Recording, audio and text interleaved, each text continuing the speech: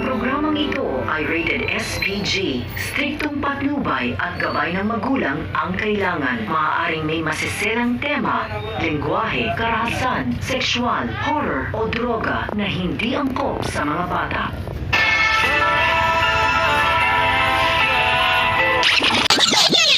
Humingi ng paumanhin si Amanda kay Berting, kaya sinabi nito na pasensya na umano dahil nagdamay pa ito sa gulo nila. Sad naman ni Berting, nasanay na siya dahil simula umano nang dumating si Tanggol sa buhay niya, ay laging gulo na lang ang dala nito.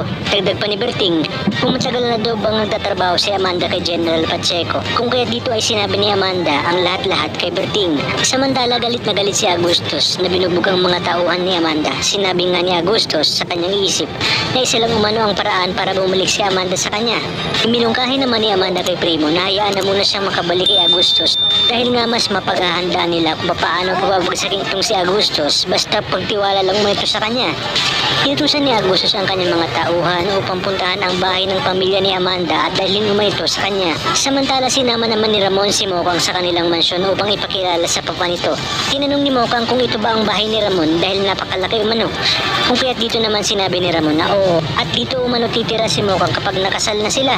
At lahat umano ng kay Ramon ay magiging kay Mokang at handa umano siyang ibigay ang lahat kay Mokang, lumigaya lang ito. Habang sila Tanggol naman ay sinusundan pa din ng grupo ni Laroy at pinapaputokan nga sila Tanggol ng baril. Kaya naman wala nang nagawa pa si Tanggol kundi makipagsabayan ng putok ng baril sa grupo ni Laroy. Habang si Tanggol ay nakikipaglaban mula sa grupo ni Laroy, si Mokang naman ay tuluyan ang nakuha ni Ramon. Samantala dito na nga tinawagan ni Aling Nita si Mokang upang sabihin dito na nag-aagaw buhay na ang tatay nito. Ngunit hindi nga nasagot ni Mokang dahil kasalukuyang may nangyayari sa kanilang dalawa ni Ramon at ibinibigay niya na ang kanyang pagkababae. Sa pagpapatrolya nila Rigor at Mando sa Quiapo ay nakarinig naman sila ng putok ng baril. Kaya naman agad nilang sinundan kung saan galing ang putok ng baril. At lingid nga sa kaalaman ni Rigor na isa si Tanggol sa kaguluhang nagaganap at habulan na nangyayari sa Quiapo. Sa inyong palagay, matapos makuha ni Ramon ang kaligayahan na dapat para kay Tanggol, dito na rin kaya tuloy ang makukuha ni Rigor ang kalayaan na para kay Tanggol. Kaya naman kapamilya, kapit lang dahil marami pa tayong dapat abangan dito lang sa pambasang teleserye ng Sambayanan, ang FPJ's Batang Quiapo.